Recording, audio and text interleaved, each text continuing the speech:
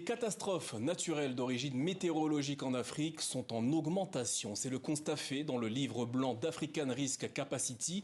Il s'agit de la mutuelle panafricaine de gestion des risques au sein de l'Union africaine. Pour en parler, nous sommes avec Ibrahima Cherdiong, sous-secrétaire général aux Nations Unies et directeur général du groupe African Risk Capacity. Bonsoir et merci d'être avec nous. Tout d'abord, quel bilan humain et économique représentent les catastrophes naturelles sur le continent ? Alors, il faut constater qu'il y a un consensus que l'Afrique contribue moins de 4% aux émissions de gaz à effet de serre, qui est effectivement un élément déterminant pour le changement climatique. Et ce constat, il me semble, qu'il est validé par la communauté internationale sur la contribution de l'Afrique. Alors, il y a cela, effectivement, nous avons mené cette étude qui a abouti à un certain nombre d'éléments extrêmement importants, qui demandent d'ailleurs à ce qu'il y ait une réponse urgente. La première d'abord, c'est de savoir qu'il y a une fréquence de ces catastrophes à travers le continent africain. Vous avez constaté récemment en Afrique australe, avec El Niño, on a eu effectivement une sécheresse qui a engendré des pertes énormes économiques, mais aussi humaines dans la sous-région de l'Afrique australe. Nous avons aussi constaté de 2000 à 2023, dans l'étude que nous avons faite, qu'effectivement, non seulement il y a plus de 1400 catastrophes qui sont passées à travers le continent, et qu'au-dessus donc de ces catastrophes, nous avons naturellement les inondations qui posent énormément de problèmes à travers le continent africain, suivies par les sécheresses, notamment en Afrique australe. Justement, Ibrahima Cherdiong, justement, vous parlez des sécheresses. Dans votre rapport, vous dites que la sécheresse est la catastrophe naturelle qui affecte le plus grand nombre d'Africains. Quelles sont les régions les plus touchées et concrètement, comment est-ce que cela se traduit sur le terrain ?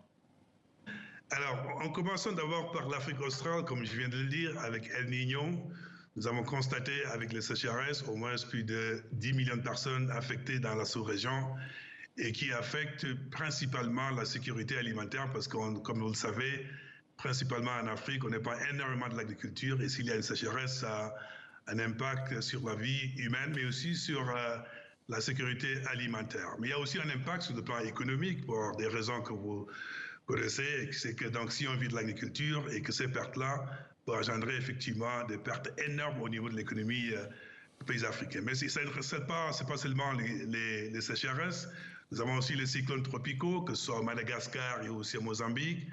Et aussi, récemment, on a constaté aussi que le lien entre ces catastrophes liées au changement climatique et tout ce qui est lié aussi aux épidémies par rapport à partout un peu en Afrique liées au changement climatique. Donc, ce qu'il faut constater, c'est qu'il y a une dimension humaine de ces changements climatiques qui fait que ça a un impact énorme sur la vie des Africains. Il y a urgence d'agir et d'agir très rapidement. Alors, vous expliquez que les inondations ont été favorisées par la déforestation et une mauvaise gestion des terres. Que faudrait-il faire pour remédier à cette situation ? Alors, il faut commencer d'abord pour tout ce qui est donc catastrophe. À mon avis, la première action qu'il faudrait effectivement encourager, c'est ce qu'on appelle le système d'alerte, qui permet à ce que les politiques africains ont accès donc à des outils qui les permettent d'anticiper sur ces catastrophes et de pouvoir prendre des actions idoines.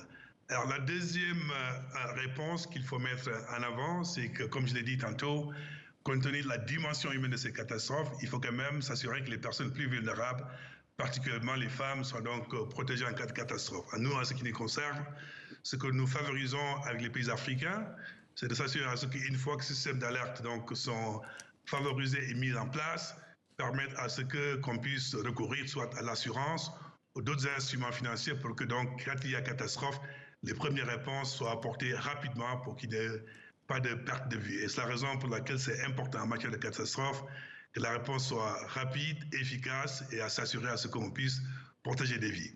Alors, vous notez que les femmes sont proportionnellement plus touchées par les catastrophes naturelles que les hommes. Pour quelle raison ? La raison, tout simplement, parce que quand on regarde, par exemple, l'agriculture en milieu rural africain, la majeure partie des acteurs, malheureusement, restent encore donc, les femmes. Et dès l'instant qu'il y a donc une sécheresse et des inondations, elles sont les premiers qui sont donc affectés. Et c'est la raison pour laquelle, chez nous, à African Risk Capacity, dans tout ce que nous faisons, nous nous assurons d'abord à ce que ces personnes soient protégées, nous nous assurons à ce que les réponses qu'on apporte puissent aussi toucher les femmes.